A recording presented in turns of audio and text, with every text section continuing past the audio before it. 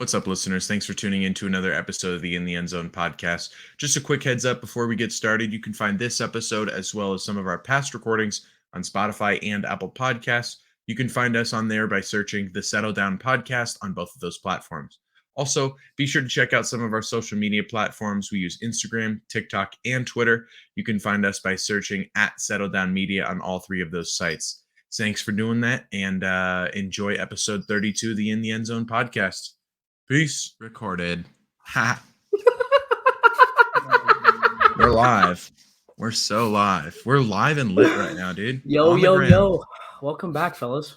How we feeling? We're here. It's been 2 weeks. 2 weeks. Well, kinda.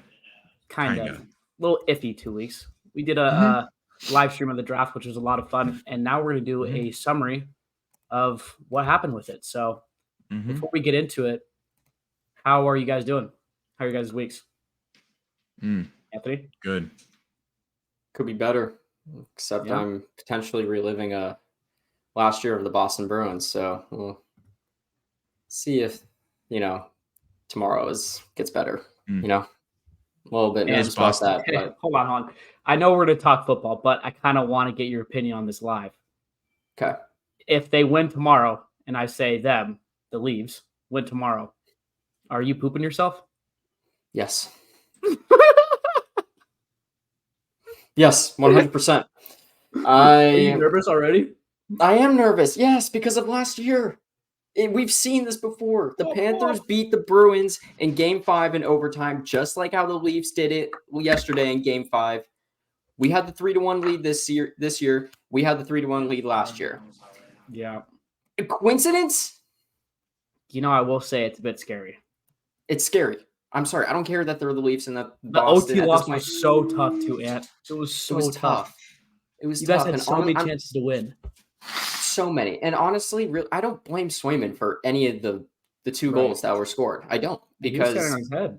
He was standing on his head. He was doing really good. Honestly, our defense was doing really well, but we were on defense more than we were on offense. We were tired. For sure. And it just sucked. But a little nervous. But other than that, though, doing good. Currently, right now, football talk. Oh no, go ahead. No, you're good.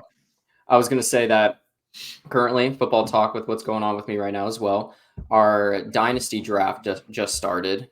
So that's pretty exciting stuff. I don't know who I'm going to pick yet because I have the 10th spot in the first round out of 12. So we're kind of deciding on that. I've had a few trade offers, declined them all because none of them would be in my favor. And my team, honestly, is pretty good. I just need a receiver, and that's pretty much all I really need. But we'll see. We'll see what happens. I dropped him. All right. You can't drop him. Well, Keaton, how's your week been? Good. Real quick, Anthony, talking about the Bruins, would you say that Boston is bombing again?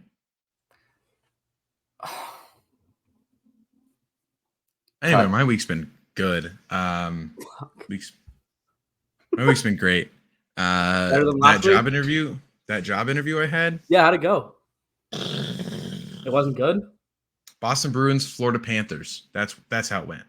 What happened? Why was it so bad? Was up 3-1. Got in the interview. It was a phone interview. I was doing it from work. My phone kept overheating. So when my phone overheats, I lose cell service. So then I kept dropping out. Someone died at the the golf course across the street. And so there was ambulances and fire trucks going back and forth the whole time. And then she asked me the job description. I got the wrong job description. So yeah, they said, it's not going to work out this time. I was like, all right, cool. Yeah, no worries. Wait. The workload was going to be brutal. How did you get the wrong job description though? Because the person I was taught, so the person I got reached out to, the person I reached out to about the job was describing her position.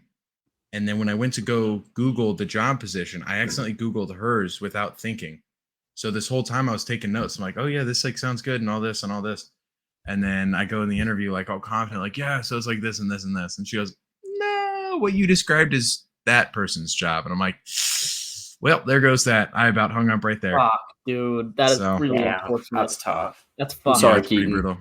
It's okay. We're still employed, so it's not that big a deal. Yeah.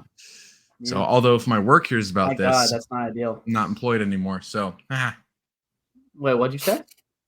my work hears that I got an interview. Maybe I'm not employed anymore, but that's okay. I'm taking that risk. Well, So McDonald's always hiring. I think he's joking. So yeah, I didn't do an interview. It was like an interview allegedly, for like allegedly he did an interview. It was like an interview for like a new podcast company. Called called Brazzers. Oh my God. What We're was just your yapping name now. for them? Well, I mean, you could see I'm literally in the headquarters right now, dude. Meaty Mutt, dude. Came to life. With the camera Meaty right there, Kitty. ready to go and everything. Dude, look at this, man. I already got like 4 You got people the on the casting waiting list. couch, huh? Anyway, all right. Oh God, you actually have the camera too in the background. I didn't even notice that. Yeah. Brother, What I I'm said. set up. Like I have the casting couch right here. Look at that right there. Point at it. Point at the camera. There it is. Yeah, there it is. There it is. Oh God. All right. That's Well, all anyway. So the draft, well, fellas, 2024 draft has been completed. It was a good one. That was a lot of It was fun. good. If you guys have not yet Crazy. watched that video, go watch that video because we live streamed all 4 hours of it. Mm-hmm. All 4 Now, if you hours. go First round. And to that point, if you guys go to our YouTube channel and you look at our videos, you won't see it. There's a specific tab for our lives, and it's going to be there. It's just going to say first round draft coverage, whatever. Yeah. In the end zone, all that fun stuff. So I want to give a round of applause to us. 4 hours streaming. damn, we cooked. That was We legit, cooked. I'm not going to lie. That was legit. Also, over 200 Also- views, I believe, which is the first time Yeah. ever on one of our videos. So Yeah, it was our pretty most happy about that. most Go viewed watch video it. ever. continue to up those views. But let's get into it. The draft was fucking crazy. I believe the first thing that we're going to talk about is the best NFL drafts from the different teams that we think had the best draft. Keaton, you kind of made this up. Who were you thinking? Yeah, so for me, sorry, I'm going to go to my team. Yeah, so the team that I really loved their draft was Indianapolis. I think Indy had a lot of options and a lot of positions that they needed to be filled, and they're one of the few teams that I could see, even with a not so great draft, still being able to compete for a playoff spot, if not something more.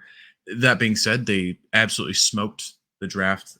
They needed 5 crucial pieces, and that was a tight end, a cornerback, a safety, a wide receiver, and an edge rusher. They started out the draft. They got Latu Latu, edge rusher from UCLA. This guy's an absolute hound dog. This is the one guy I wanted for Seattle if they were going to go a defensive player.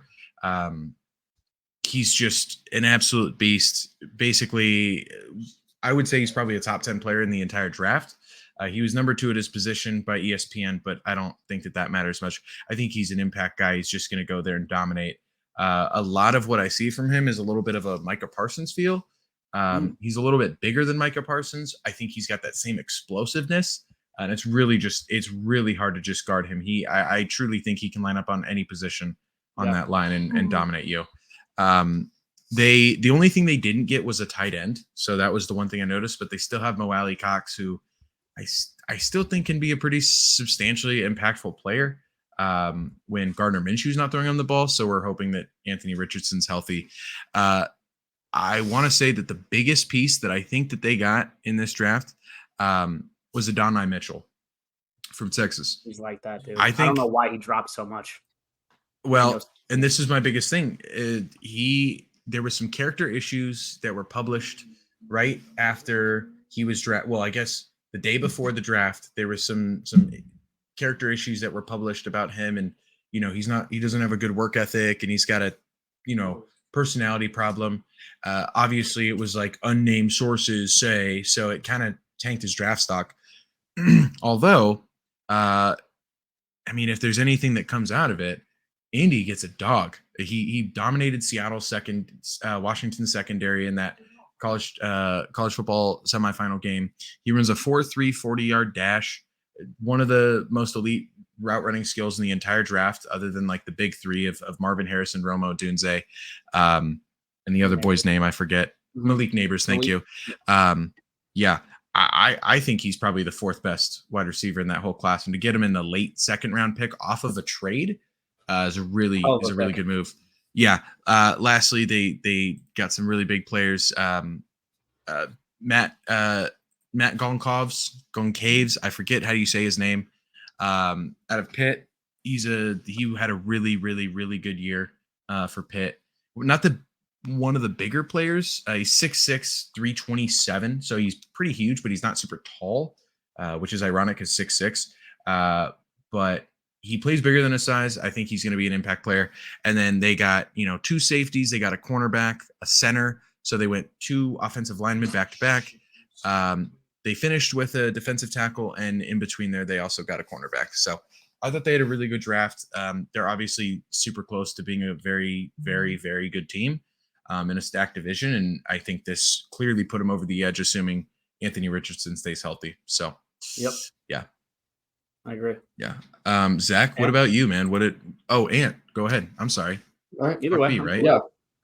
The team that I saw was the Cardinals. Now, I'm not necessarily saying that they're going to go to playoffs or anything like that this upcoming season, but for where they're at right now, I think it was a great draft overall. For starters. Let's just point out the obvious. Marvin Harrison Jr. They secured him in the fourth spot. Sorry. To replace Mr. Hollywood Brown, since he went to the Chiefs. So I think that was a really good move on them, picking up the best wide receiver prospect. Also, they locked down on the cornerbacks and whatnot, which I thought was very needed. It was needed a lot for that Cardinals defense, I feel like. I feel like they were slacking a lot when it came to the defense. They got an edge. They got a few edge rushers. They got a guard as well. They also picked up a tight end. But mainly from what I'm seeing from when they drafted, they got 2 receivers. They got like 2-3 cornerbacks, 2 edges, and a tight end and a guard and a running back. So overall, though, I think they did a great job. I think it's a great start for where they're kind of like in that rebuild, I guess. It helps Kyler Murray out a lot too. But I'm excited to kind of see how that plays out for them, because they have been kind of on that low side. They've been almost to that playoff spot, but then not really, and then they've just dropped. So not anymore. I'm excited to kind of see like how that's going to play out for them, because overall they did a great job with the draft. To that point, though, too, a good point. They had 4 third-round draft picks. Yeah. And 2 first-round picks.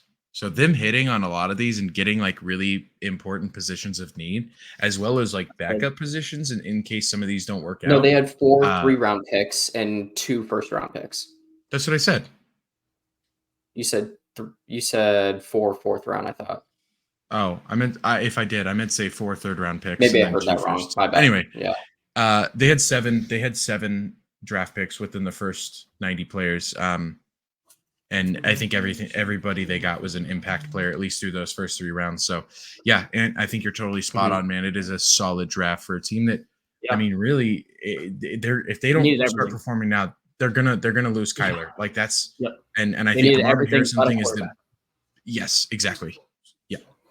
So, Zach, what did you think, man? But I'll say 2 things. One, I love both of those teams. I love Indy. I think they're going to be really good next year. And I really do like the Cardinals and Kyler, but they need a lot of help. However, the team that I think had the best draft was the Steelers. And I initially thought I was going to talk about the Bears. I'm going to talk about both. I think the Bears had an A+, maybe not an A+, an A draft. But the more I look at it, the more I think I'm kind of glazing Caleb, and I'm going to just calm down a little bit with it. They picked Caleb. Again, I think is the best quarterback I've ever watched come out of college. They picked Rome, 2 great picks, right? And then they pick an offensive tackle to help with Caleb. And then they pick a punter. And in the 4th, to me, that's a little iffy. And I think those first 3 picks are so good that I'm going to give them an A, but they're not my favorite team or the team that I think had the best draft. And that is, like I said, the Steelers. The Steelers' needs were a wide receiver, a cornerback, a center, a defensive tackle, and an offensive tackle. Their first pick was Troy God, I'm going to say this wrong. Fautanu. Thank you. And he was a big guy that you wanted, Keaton, from Washington. You got to watch him. He was the guy that I wanted, yeah. Dude, he is vicious. He is an insane run blocker, super confident. I think he's going to be extremely good. And then they go out and they pick Zach Frazier from West Virginia. Again, a really good offensive lineman from there. They pick Roman Wilson, who was a wide receiver from Michigan. I don't really know much about him, but I do know that he was a pretty good wide receiver in college. This was a stacked wide receiver class, so I really wouldn't be surprised if there was 10 good wide receivers from it. And then who I think, again, we'll talk about this a little bit later, but one of the best draft picks of the whole draft, maybe one of the biggest sleepers in Peyton Wilson from NC State. The dude is, I want to look up his stats because he truly is a freak. He was barely under 6'4", so let's just say 6'4", round up to 6'4", and he weighed 233 pounds and ran a 4.3 40-yard dash as a middle linebacker. He is a freak of nature. I honestly think he's going to be great. Then they pick up Mason McCormick from South Dakota State, offensive guard. I heard he was pretty good. Didn't really get much of a pre-draft analysis, I would say, on him. And then they go with Logan Lee and Ryan Watts, who were an offensive guard, a defensive tackle, and a cornerback. So they basically filled all their needs but an offensive tackle. And really, I mean, I don't think that they're going to be very, very good, but that division's so stacked that you need to have a good draft, and especially a good draft around Russell Wilson, who could still be decent, but we haven't really seen him be the Seattle Russell Wilson that we've got used to kind of watching. So I don't know. I think that the Steelers could be pretty good. I really like their draft. I like the Bears as well. Those are my two teams. But if I was to pick an overall team, and Keaton kind of called this beforehand, I think I would have went with the Colts too. Like, they were A++ to me.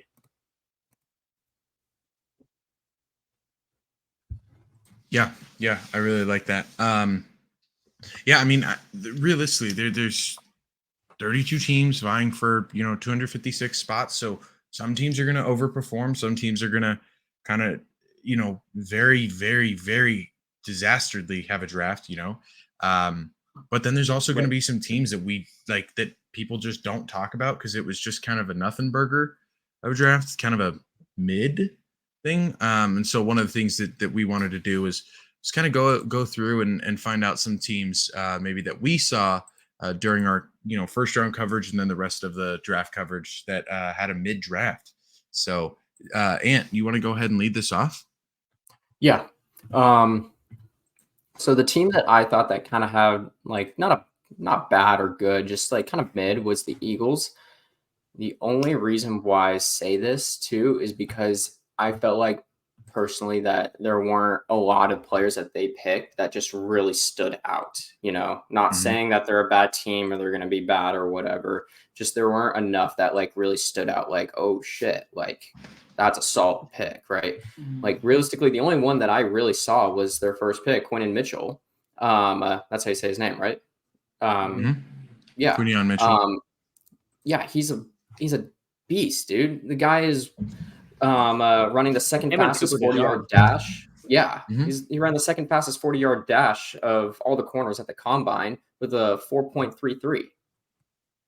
Like, super good overall, but I don't know, like just the other ones, like they had an edge. They got a running back when they didn't need to draft a running back. I didn't understand that at all. They drafted 2 receivers. They got a linebacker. They got 2 guards. And that was it. I don't know. Right. There wasn't there. I don't know. I feel like I don't know. I just felt like personally that their draft, like they probably could have done something else, but it just seemed like to me personally that there wasn't a lot that just really stood out with their draft. Yeah. I mean, I feel like they had a decent draft until kind of the late round. Like, I really like Cooper DeJean, and I do like Quinton Mitchell, if that's how you say both their names. But after that, it's really like, why would you draft a running back? No, exactly. They don't need a running back. To me, then you go running back, wide receiver, linebacker, which I feel like it should be almost in reverse. Like, you should have went linebacker, running back, wide receiver. Like, if anything, you needed a defensive part to fit into that defense, which would be linebacker. If it's not cornerback, and you already got a cornerback in those first 2 picks, I'm not sure, honestly. I also don't really know about Jalix Hunt. Do you guys know who it is? Houston Christian. Nope. I've never even heard of this guy, and that was their 3rd round pick. So, bit of a head scratcher with that one. I do like the first 2 picks, and I really like Johnny Wilson at the 6th round pick. But other than that, I'm kind of with you, Anthony. But I'm also kind of a hater for the Eagles. So, no, that's fair. But I mean, as long as you guys see what I'm trying to say, at least, yeah, for sure. Like, for sure. Just like exactly. I think Zach explained it perfectly. It's a head scratcher. It's kind of like, Yeah. I understand. Keaton. Yeah. A lot of teams to choose from here. I was kind of going through some draft boards last few days, and really, I think the team that caught my eyes is one of the more mid rounds I've seen in a long time is Miami. Miami's a team that last year, had a lot of hopes and aspirations of, could this be the year that they make a Super Bowl? Could it even be a year that they win the division? They started out on that note, and then they proceeded to sell pretty much the rest of their games. I think it was they lost 9 of their last 11 or something like that, 8 of their last 10, and then lost the crucial game to Buffalo, barely clinched a wild card spot, didn't really do anything after that. They have a lot of needs, right? Miami feels like this perennial team that so close yet so far, and they can always start strong, but they can never finish it off. And they, their record against teams above 500 over the last 5 seasons is atrocious. And isn't it like 1 win to whatever the losses is? I'm pretty sure I think they had 1 win in the last 2 seasons. It's one in 13. It's really not good. Don't quote me on that. That is a stat off the top of my head. I don't know that stat. Okay, little YouTube trolls, get out of here with it. Actually, no. Come at me. You know what? Increase my engagement. Anyway, Miami had a lot of needs. I felt like specifically their biggest need was probably offensive line. Tua for the last 3 years has been one of the most sacked quarterbacks in the NFL. He's also been the forefront of the CTE conversations as quarterbacks start to, get less and less. Or I guess they get more and more protection and calls. Tua does not get that, man. Tua gets the calls, but Tua does not have a ton of protection. And I think Miami really needed to prioritize that this year, and they didn't. Well, I guess they kind of did, right? So they started out with Chop Robinson, Penn State. I think Chop's an absolute dog. Okay. I did too. I think he's going to be an absolute animal. Yeah. Penn State, the last edge rusher that they produced that I thought was going to be this good, Micah Parsons. Although Micah Parsons didn't have as much hype, I don't believe, coming out. I could be wrong on that. You're wrong. Am I? Was he a top? He was extremely What was he? high. What was he drafted? Because I always thought he was in the 2nd round or 3rd round. Anyway, Chop's a dog. I got nothing to hate against Chop. The problem I do have is that in the 4th round, they pick up Jalen Wright. Okay. Jalen Wright's a running back. That is not one of their positions of needs. They don't need a running back. They have 2 very, very, very, very good running backs. So, okay, you're thinking 3rd back, 3rd down back, maybe both are injured, whatever. Okay, fine. You don't go for a 4th round pick, especially when to that point, all you had gotten was an edge rusher, which, you needed, and a tackle, which they did need. They proceeded to get another edge rusher. Then they got a wide receiver. Then they went out and got a safety and then another wide receiver. They didn't get any guards. They didn't get a cornerback. They didn't really get anything. They got a safety, 2 wide receivers, 2 edge rushers, a running back, and a tackle. The first 2 players that they got, great. I just don't know. It's kind of head scratching. You already have, one of the most dominant receiving cores in the NFL, and you don't go out and get a tight end to boast that. You get 2 wide receivers that are in late rounds. Just a head scratcher, especially when Buffalo just lost a lot of their players. You could really capitalize on this, on this offseason. I don't necessarily feel like they did in a way that they should have, but it wasn't the worst draft. They got 2 good players. So that's why they're not the worst team. They also didn't do much in the offseason as well. I feel like they just got worse, if anything. They've been quiet. They've been really quiet. Which is not ideal. I mean, I guess it can be decent in that division, but not in the AFC, I can tell you that. Yeah. they better bank on winning that division because that AFC wildcard is not going to be open for them if they don't. And that's actually my hot take. I don't think the Dolphins are going to make the playoffs next year, but we'll see. We'll see. Okay, well, that leaves me. So I think the team with the most mid-draft was the Raiders. And again, some people might say, oh, you're a hater because you like the Niners. I genuinely just kind of watched this draft and started scratching my head when they picked Brock Bowers. It just did not make much sense to me. You honestly have one of the best receiving cores and offenses in the league besides a quarterback. And I get Bo Nix was just picked at 12. You have the 13th pick, but your biggest need is a quarterback. I think J.J. McCarthy was still picked. Bo Nix was still up. Bo Nix didn't go till 15, I believe. I could be wrong 12. Again. I could be cooking. I'm sorry. He was 12. That's right. Because okay, ignore me. Ignore me. I'm capped. So I understand the first 6 quarterbacks were taken off the draft, which again, we've talked about this. That was insane, not only to me, but to you guys as well. But like, if you're not going to do anything in the draft to get a quarterback, I feel like, at least in the first round, I feel like you need to do something to bolster your team in a spot that you're not stacked at. You have a ton of guys that are going to catch the ball next year. A ton of guys.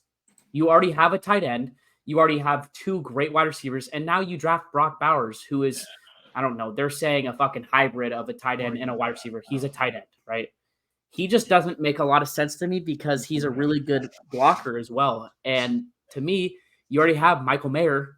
It's like, why would you draft a guy that, what'd you say? You just drafted. No, you're right. You're right. Yeah. Like, I'm agreeing with you. Right. And like, to me, it just doesn't make a lot of sense drafting a guy that you already have a guy there that's decent enough to get the job done, if not better than decent. Like, he showed last year that he's good. And then you guys have Devontae and what's the other wide receiver? I'm blanking on his name right now. I'll find out right now. Oh my God, he was such a dog. He came from the Patriots. I'm finding it out right now. Michael Gallup, Jacoby Myers. Jacoby Myers. Yeah. Jacoby Myers, who honestly, and thank you, Anthony, in a lot of the games was the wide receiver 1 when Devontae didn't show up. So you have so many pass catchers that it just doesn't make sense to me. We moved down the list, right? And I forgot to say this, but they need a quarterback, cornerback, offensive tackle, offensive guard, and running back, which running back doesn't really make sense to me, but we'll get into that. I think maybe, if not the best pick of the draft, one of the best picks of the draft was Jackson Powers-Johnson. So that's why I'm kind of saying it's mid. I don't really like Brock. I think he's a great talent. He doesn't fit into that offense, in my opinion. And I think in a different situation, he's going to be great, or he could have been great. I just don't really see it with the Raiders unless they get rid of some guys where he can actually show off his skills that he did in college. But Jackson Powers-Johnson, I think, was one of the best players in the draft. And he went, where did he go? Let's see. He went, oh my God, it doesn't show. He went in the second round, 12th pick in the second round. So what is that? 44? He went 44. And I thought he was one of the best players in the whole draft. So I love that pick. The rest of them, I don't really know.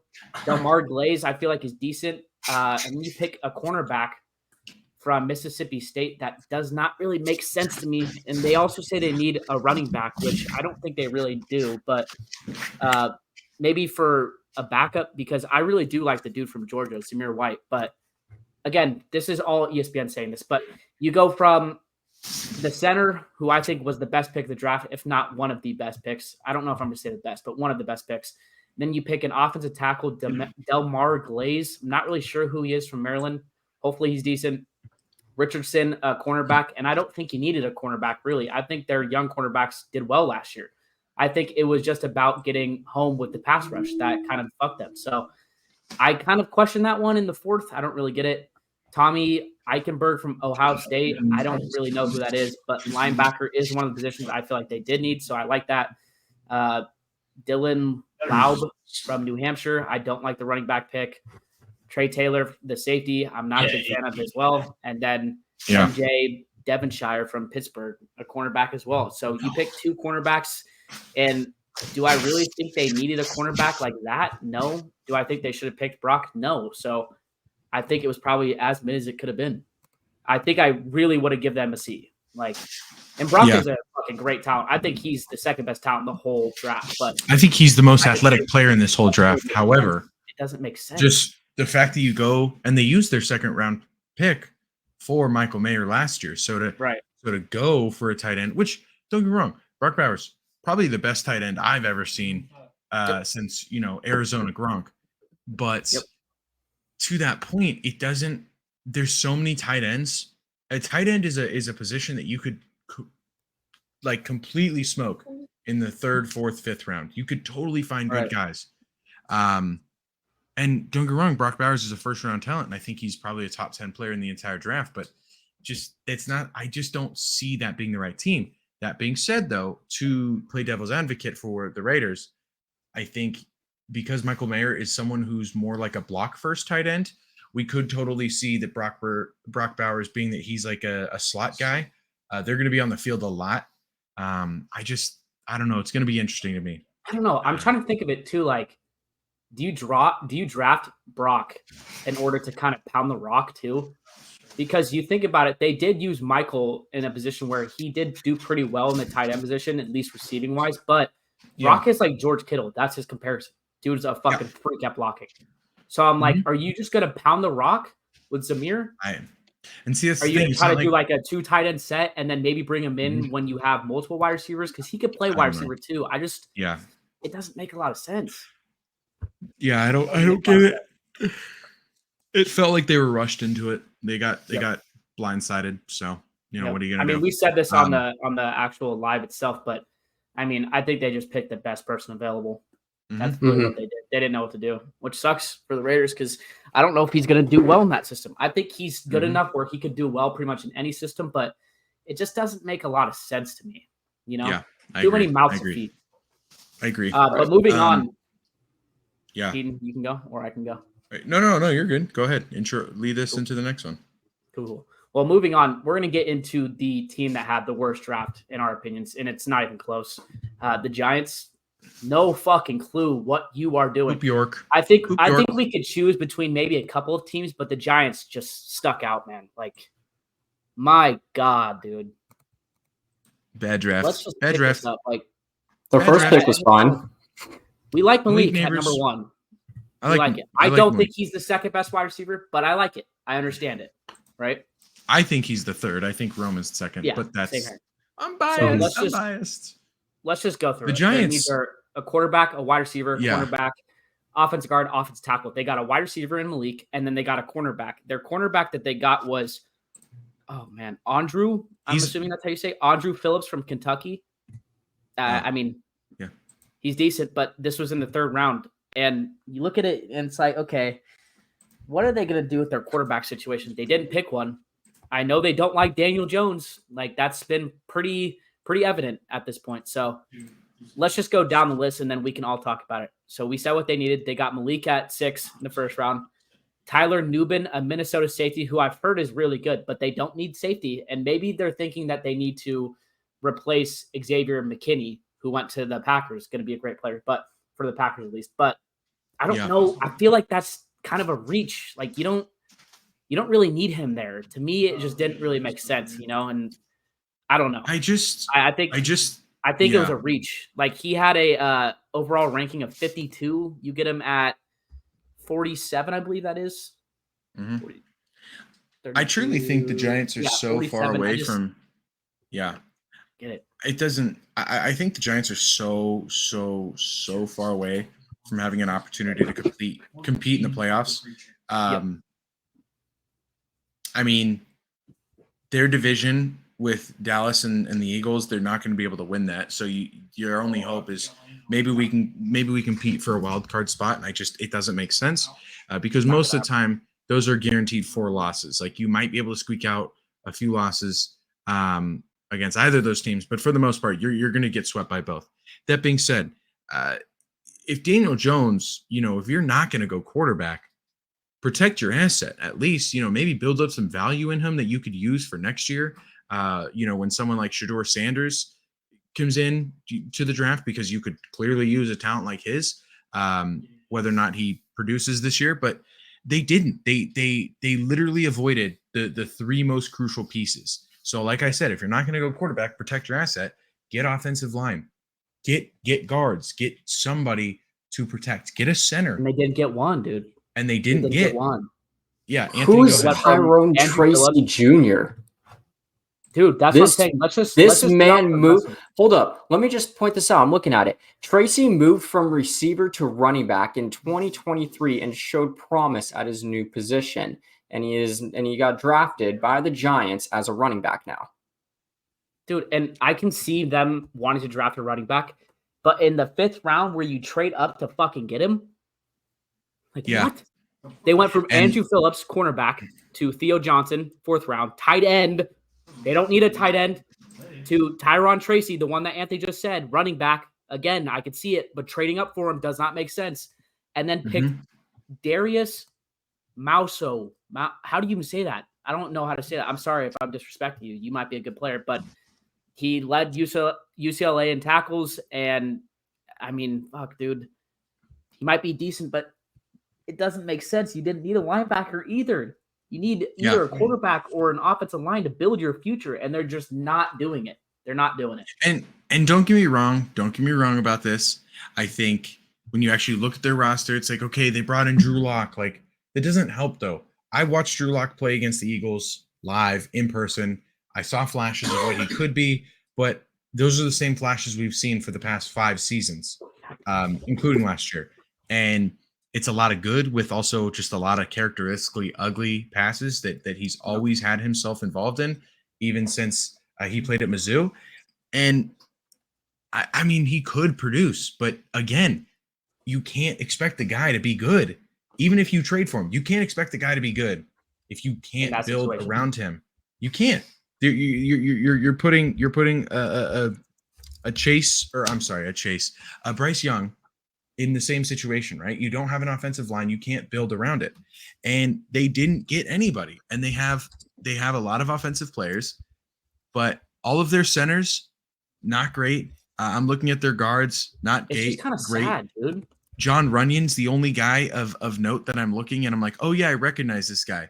Evan Neal, bust. Let's see, who's another guy that they just drafted? Thomas. Well, I guess you could say Darren Waller, but Darren Waller's not a lineman. So Jimmy Morrissey, not a great player. What? Do they still have Thomas?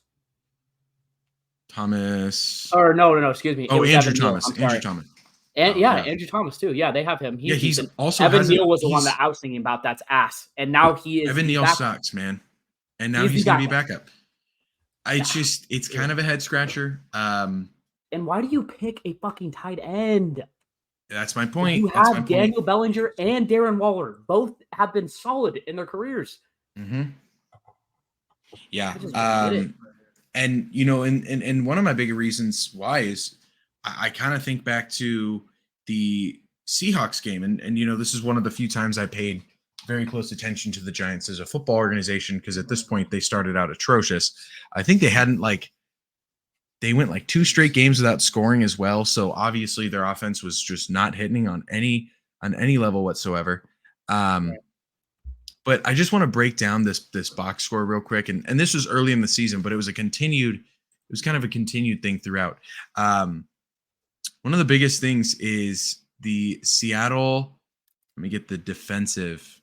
So Daniel Jones had 2 interceptions, 2 fumbles, and there were 11 total sacks committed by the Seahawks, with 10 tackles for loss and 55 solo tackles.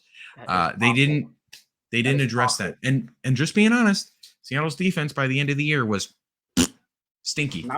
That was literally they did not have a good pass rush. I could say that. They didn't. And don't get me wrong. Uchenna Nwosu was absolutely balling during that early part of the season. And Boye Mafe was playing great. But they didn't address the crucial pieces. I don't care if you spend your whole draft to just get 4 offensive linemen. Do it. Honestly, that's what they should have done. They have the worst. Malik. I understand Malik is great, but you can't even get him the ball now.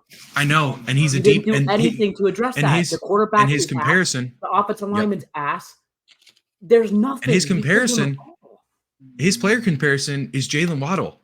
Jalen Waddle is not a guy that's just going to go out there and get 15 yards on a slant.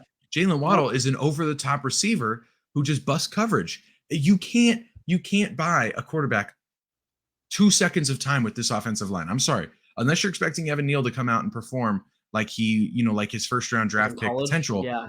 I don't know. It's head scratching. And Drew Lock's not a fast quarterback. He's not a runner.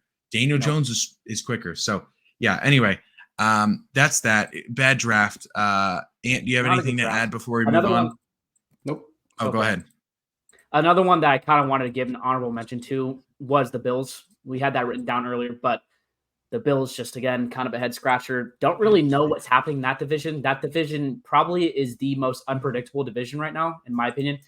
If I was to say a winner, I think I would go with the Bills or Jets, honestly. Yeah. But we'll do our predictions later down the line. I just wanted to say that because I'm like, I don't really get what Miami's doing. The Bills don't really make sense. They also drafted a wide receiver that I fucking love. I think Keon's going to be great there. But after that, it was just head scratching.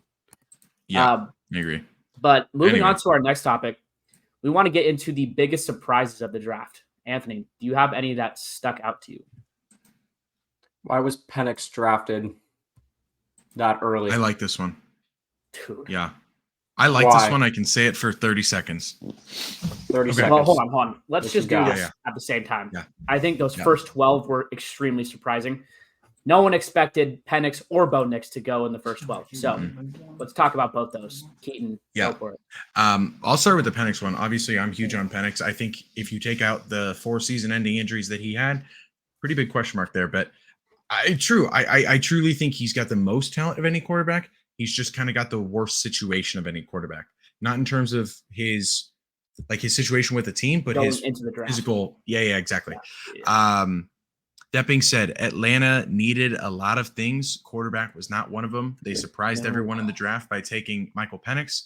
The only play on devil's advocate I could say here is that Michael Penix is kind of a future Jordan Love style asset pick.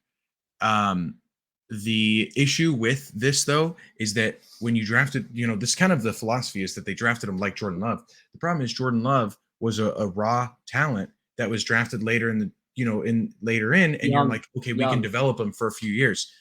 It also energized Aaron Rodgers enough to go out and perform really well, which helped Jordan Love play. Kirk Cousins is too nice of a guy. Hey, I'm happy to have you here, man. They didn't tell me, but that's okay. And don't get me wrong, Kirk Cousins coming off of Kirk Cousins, a little bit older, coming off a pretty big injury.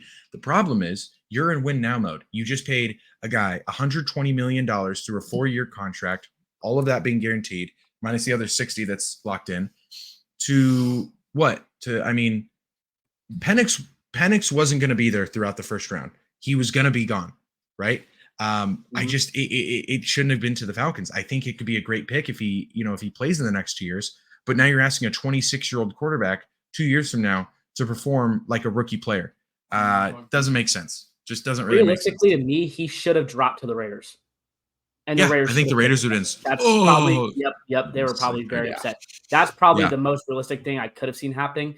It didn't make sense. Like, why would you pick Michael Penix when you have Kirk Cousins? Like, you just paid him over $100 million. It just was a head scratcher. That one was the biggest surprise of the draft.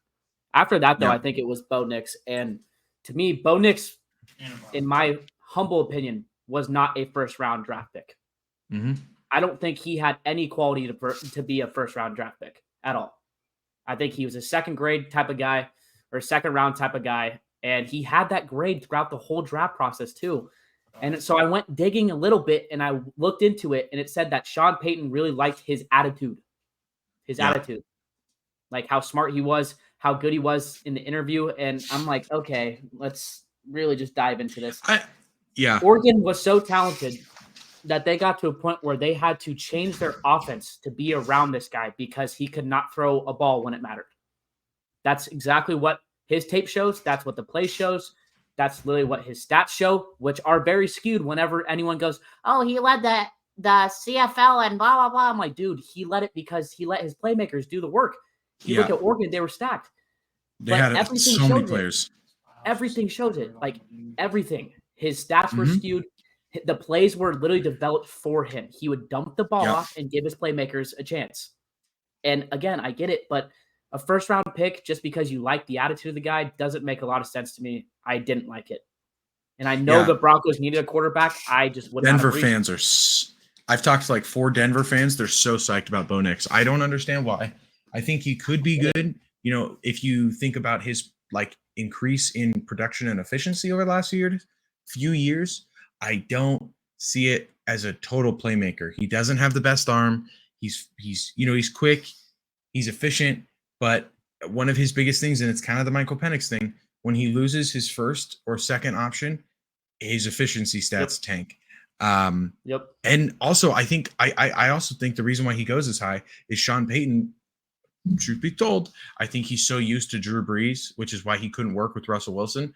This is the closest thing to Drew Brees he's going to be able to get in this draft. And if he doesn't perform in this draft, he might be out.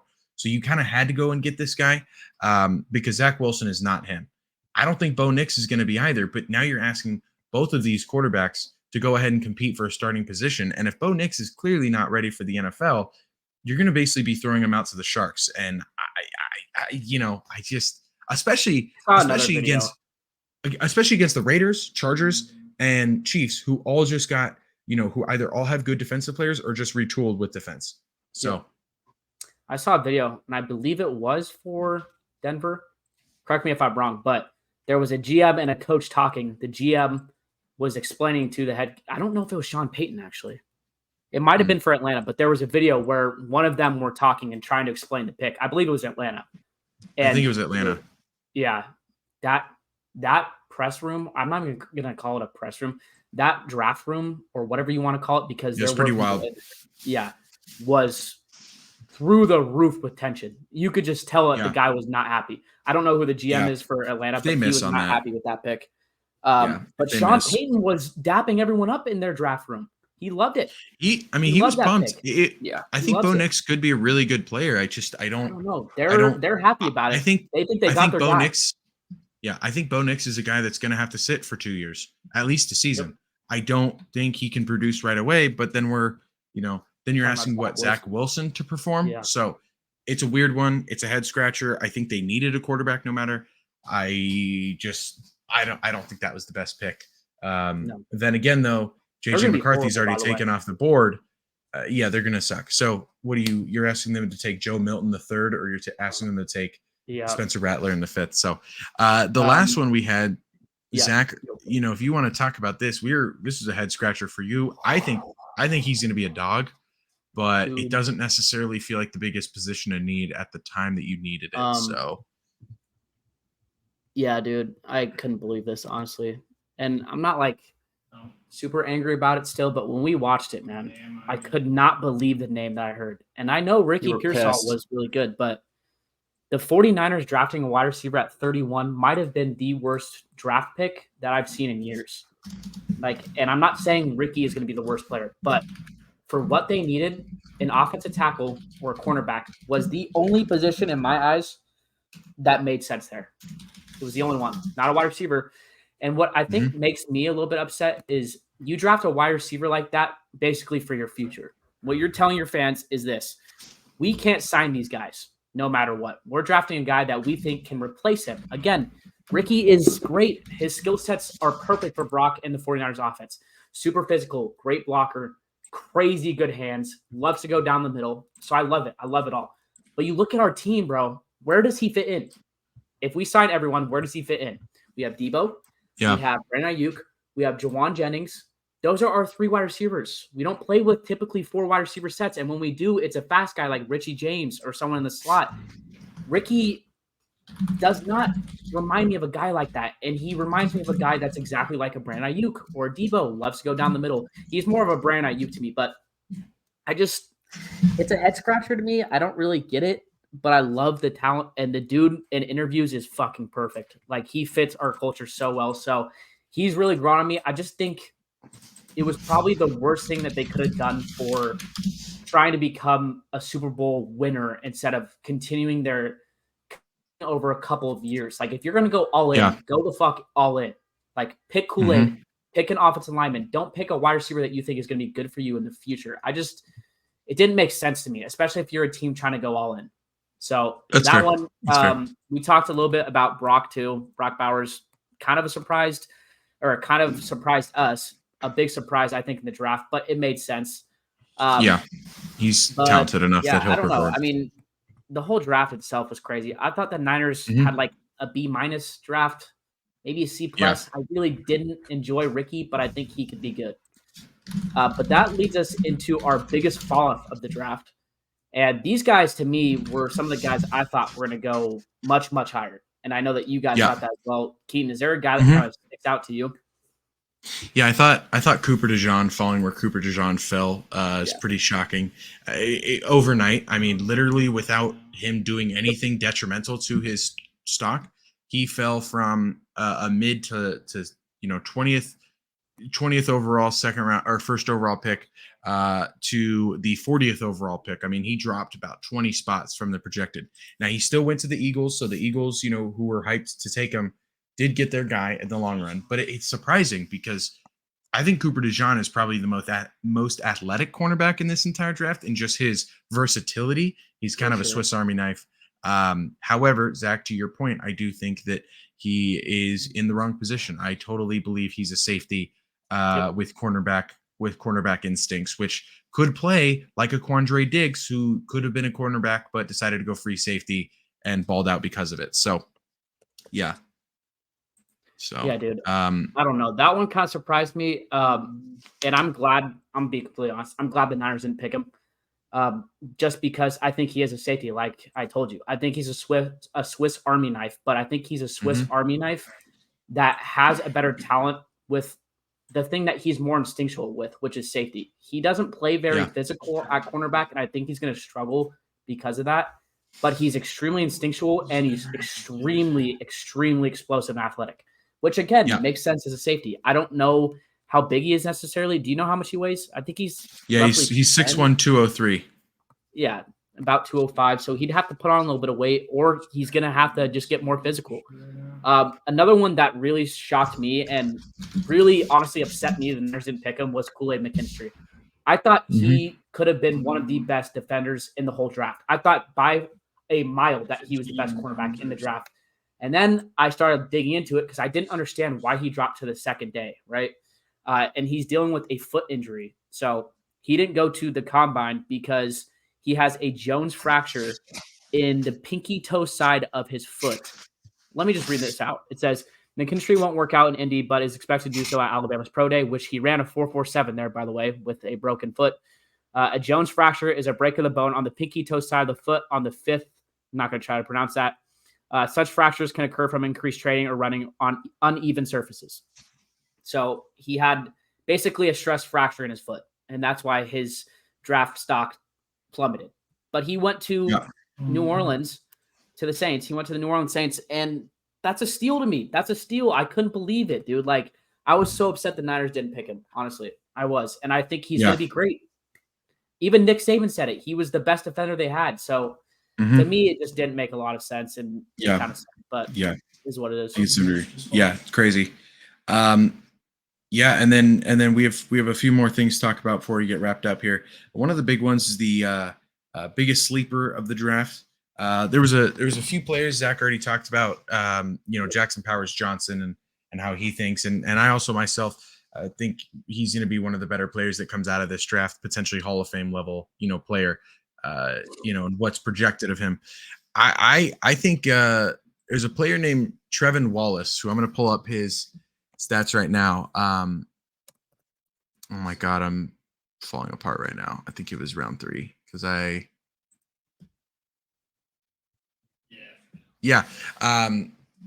Trevin Wallace didn't really get a ton of looks at Kentucky. He fell to the 73rd pick. He is rated as the 5th best linebacker in the draft at the moment, but he was one of the fastest players in the entire draft, running a 4.51 as a 6'1", 240-pound linebacker. He also had really good quarterback efficiency stats and getting to the ball on time. And he's got super long arms. So anything he does to extend to try and get a ball, he can get within reach. So I think he's a really good player. I didn't watch a ton of highlights on this kid. It's hard sometimes too. Lots of players. I think he's there's a lot of players to go through. Yeah. But I was kind of looking through everything, and he's one guy that really sticks out to me. Also fantastic tackler. I think that's something that isn't really talked about. He is one of the better tacklers and wrap-up guys in the league. So that'll be. I'll make this quick, but so. I honestly think the linebackers were the most underrated position in this draft. You just named one. Edgerrin Cooper. This dude is a fucking freak, bro. He is one of the most downhill linebackers I think I've seen since oh my gosh, what was his name? The one that we drafted from Alabama. Oh, it's gonna bother me now. Alabama. Hold on, I'm sorry. Yeah, he is the number 1 rated linebacker out of the entire draft, and he still fell to the 46th pick overall. Now he was his overall rank was 42, so he fell about where his rank was, but I mean, he's I can't remember. Once it pulls up, I'll say it, but he's a beast. And then Peyton Wilson's a guy that I obviously said earlier. He ran a 4.43. I thought it was a 4.34, excuse me, but still insane at 235 pounds. He had a 1.54 second 10-yard split, which is like unheard of for a linebacker. 35-inch vertical jump, 9'11 broad jump. He's a freak of fucking nature too. So that was another guy that I really liked. Gosh, what's his name, dude? Oh, go ahead. No, you're good. Well, we're finding that. We're gonna move into our last segment.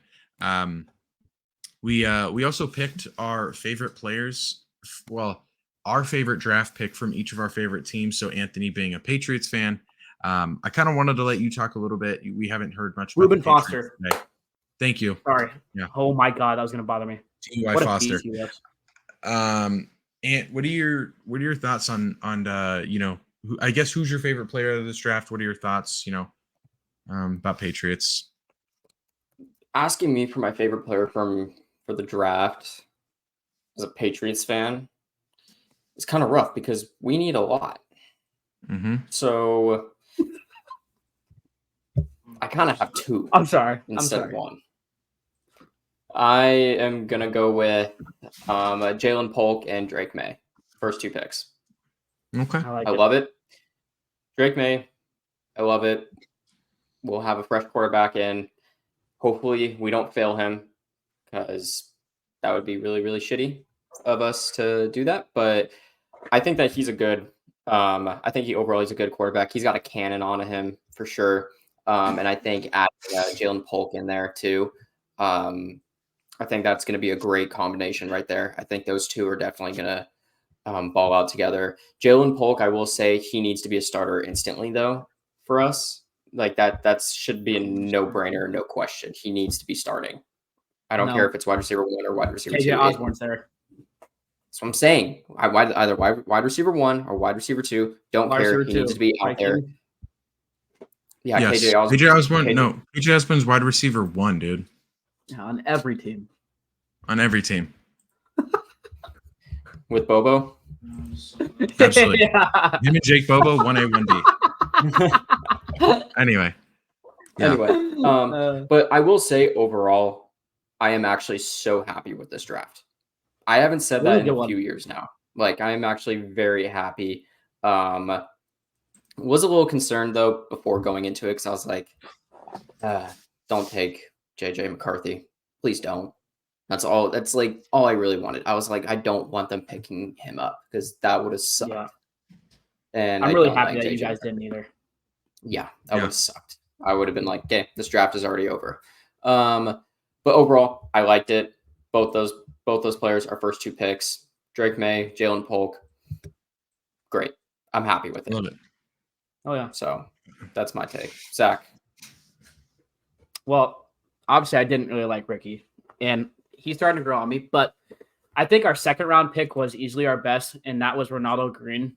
The dude's a freak, honestly. I might be a little biased here, but I think he might be one of the sleeper of the drafts too.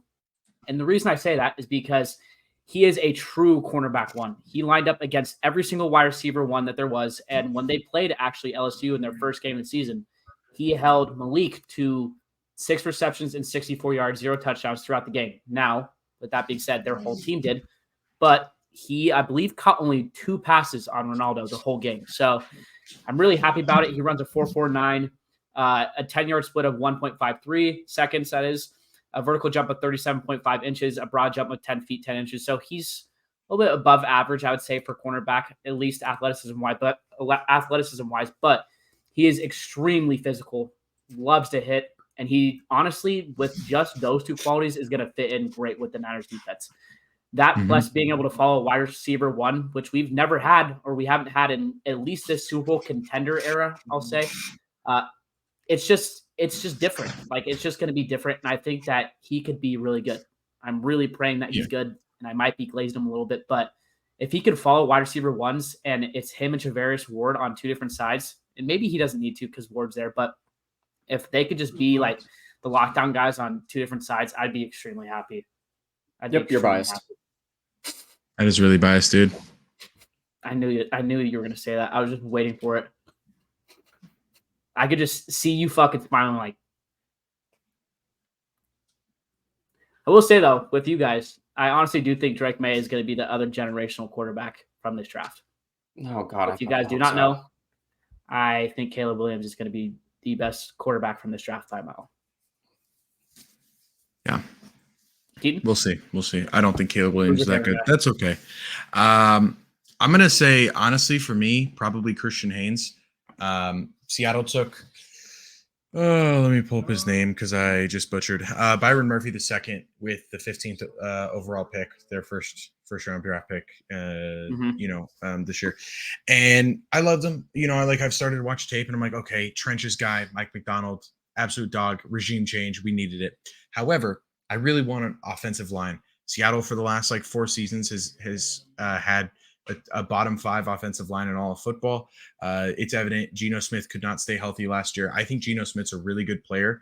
He's one of the most, actually statistically, he's one of the most efficient clutch quarterbacks in the entire NFL. Fourth quarter stats, he was ranked 2 or 3 in most statistical categories. However, he didn't get a lot of those opportunities because his team was getting blown out. So I really love Christian Haynes. We got him in the 3rd round. He's rated as the number 1 overall offensive guard in all of football. Even though he wasn't the first taken, super explosive, 4-year starter, played every single game. I think he missed 1 game, but played almost every single game at UConn, which is something that we've needed. And also just going through our roster, I mean, we literally, other than Anthony Bradford, who had an okay season for us, we don't have a single guard that can just come out and play right away. We also got Sataoa Laumea from Utah. I tried to. He's gonna be a beast. I don't need to hear anymore, bro. That name says it all. Yeah, but he's another guard. We got 4. We got 4 offensive players, and it really feels like for us, Mike McDonald really wants trench. He wants trench warfare. And that's what he did. And I think Christian Haynes is the perfect guy for it. Not the biggest, 6'3", 317.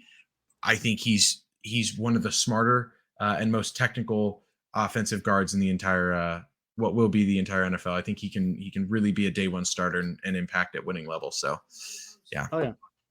Yeah. Cool. Also just to shout this out, Seattle with their 6th round pick got this got this guy named Michael Jarrell from University of Findlay in Ohio. This is the biggest nothing burger pick. Yeah, this is the biggest nothing burger pick I've ever seen. It is a D2 school. He was rated as the 391st overall player. And I genuinely don't know why he was drafted by Seattle. Wait, what does he play? He's an offensive tackle. He's 6'5", 294. So he's tall, but he's not that heavy. Kind of slim for his size. Findlay University University of Findlay in, let's see, where's the school? Findlay, Ohio. They are a D2 school for the Great Midwest Atlantic Conference. This guy doesn't even have a picture. He doesn't even have a picture, like a combine draft day picture. So I'm expecting him to produce at a winning level. Did he even have a pro day? No name dog. I don't think he had a pro day. I genuinely don't think he had a pro day. Oh my His god. pre-draft dude. analysis said Jarrell started 40 consecutive games to end his college career. He has outstanding explosiveness and range. He has short arms for an offensive tackle prospect, and he needs to move from tackle to guard. Sign me up. Not ideal. Put me in there, man. Put me in there. God, dude, that's hilarious. So, yeah, it's pretty wild. That's Anyway, funny. That reminds me of the quick. dude that the Niners picked up from the rugby professional league. What was his name again? The running back? I don't remember. Like Hayes or something like that. I forget. Yeah, I know who you're talking about. That's crazy. Real quick, guys, since we're on the football talk. In Dynasty, we have an update. Okay. So I have the potential offer right now to get the the sixth pick right now in the first round. People that are gone right now are Marvin Harrison, Malik Neighbors, Rome, Xavier Worthy, and Brock Bowers. Do I trade up right now or no? What's the trade? The one that Stewie offered me. That would be the 1-6, right? Mhm. And Wilson, that one guy on the Cardinals, I think it is. Yeah, Cardinals. Michael Wilson. Mm-hmm. And I would give Stewie my 110 for Javonte Williams. Yeah, I'm just not doing that. Yeah. What would you say, Keaton? Not taking it. I zoned out halfway Javonte through. is just way too valuable in a. I don't make trades. Any trade to me is a bad trade. Look, I'll be completely honest. If you could have got like a generational guy at 1-6, then I would have said do it. But Javonte is just that guy. If he stays healthy, and I mean, if you could get like generational, like KJ Osborne generational, I'd take it any day of the week. I'd throw the, I would. I mean, I'd give up $1 billion. So anyway, all right. Well, That's this week. Williams sucks. Anyway, that's the episode. Thanks so much for tuning in. Episode 31. Actually, this is 32 because technically last week's episode was 31, but it was a live stream. So away. I'll check it out already. Anyway, 32. Next week we're gonna have a special guest on to talk some Giants football. Ironically, grill him about it. But that's it. Thanks for tuning in, everybody, and stay tuned for the next. Please like and subscribe. Comment if you guys have anything to comment that's funny, Anthony. I thought you were gonna say something. Nope. Okay, cool.